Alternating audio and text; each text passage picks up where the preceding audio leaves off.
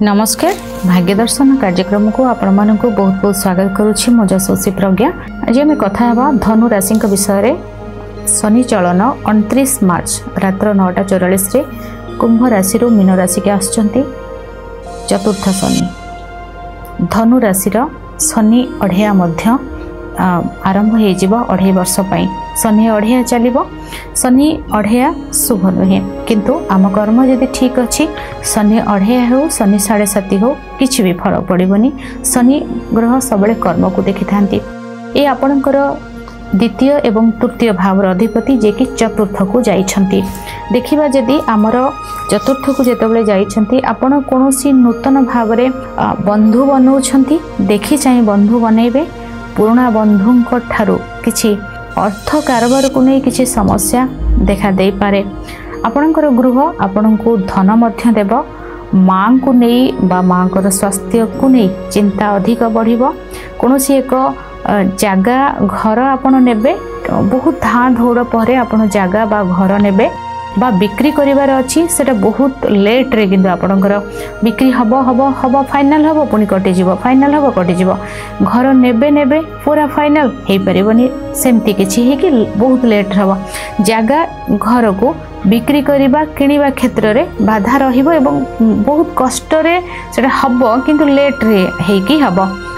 कोनोसी एक जागा किनिबा समय रे बा घर बनेबा किनिबा समय रे आपण सब कागज पत्र डॉक्यूमेंट को देखि को ना प्रॉब्लम रे आपण किछि फसी जाई पारंती। शिक्षा क्षेत्र आपणकर विशेष भाव जे देखिबा शिक्षा परिश्रम आपण को अधिक करे पड़ो। पिला मानक कथा कहूची आपण एक्सरसाइज सूर्य नमस्कार करिबा आपणकर चतुर्थ होची हम शरीर छाती हृदय रे रहिबे शनि ग्रह। तेणु आपणकर हृदय को ठीक रखिया पई खाद्य पेय ठीक भाव में करेंगे। सूर्य नमस्कार करेंगे। माँ को सेवा करेंगे। आपणकर जो कलीग रहिबे बा आपणकर जो पड़ोसी रहिबे सेमानक सहित आपणकर जेमती मतभेद न हेबो बैलेंस करिकि आपण चलिबे।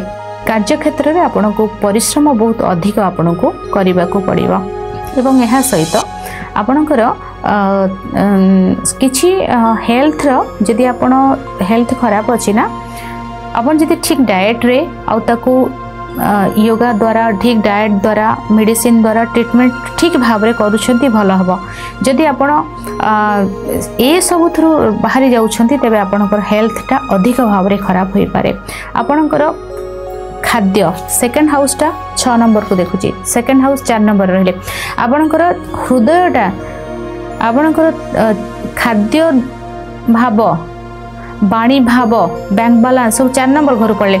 आपणकर खाद्य छाती रे रहले ना शनि तो आपणकर खाद्य को ठीक भाव में खाइबे। जो खाद्य आपणकर शरीर को ठीक करिवो। आपन शरीर होची एक मंदिर। शरीर को जदि सुंदर भाव रखिबे तो आपणकर खाद्य ऊपर आपण कंट्रोल करिवे। खाद्य को नहीं छाती रे समस्या देखा दे पारे।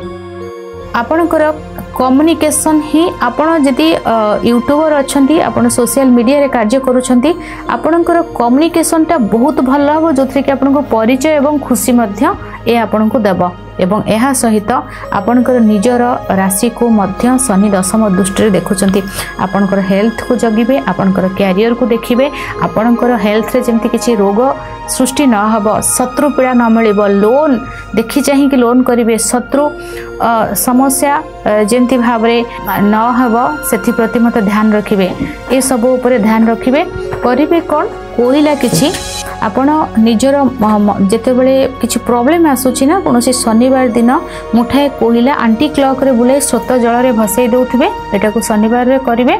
एवं कोनोसी हनुमान को मंदिर रे हनुमान भगवान को शनिवार दिन नूतन भाव में वस्त्र देबे। पताका हनुमान को पताका देबे एवं हनुमान को मार्जना करिवे एवं हनुमान चालीसा पाठ करिवे। आज समय हो जाइछि। भाग्य दर्शन कार्यक्रम को एठी रखुछि। विदाय नउछि। नमस्कार।